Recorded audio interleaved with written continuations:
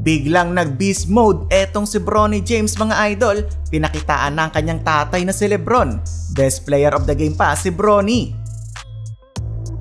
Matapos ng hindi ganong kagandang performance kahapon sa kanyang first scrimmage, eto na ang bounce back game ni Bronny James mga idol. Mukhang ganado siya na manood na ang kanyang tatay na si Lebron James. Opening period pa lang po makita na naswabing mid-range jumper etong si Bronny. Ang maganda pa kay Bronny, hindi siya bakaw at kapag may libreng teammate ay binibigay kaagad niya ang bola. Pumapasok na din ang main offensive threat ni Bronny, ang kanyang 3-pointer. May pabaril-baril pa etong si Lebron nang pumasok na ang tira ni Bronny mga idol. Second half ng laban mga idol, more on assist etong si Bronny James. 5-minute mark ng fourth quarter, nakapukol na naman sa labas ang anak ni Lebron. Ganda pa ng kanyang bounce pass sa pick and roll.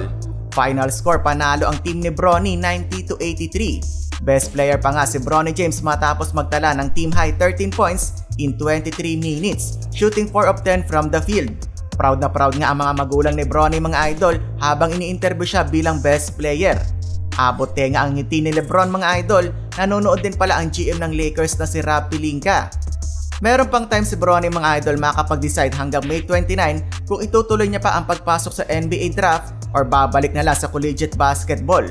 Ano sa tingin nyo mga idol ang magandang tahaki ng anak ni Lebron? Comment down below lang. Maraming salamat!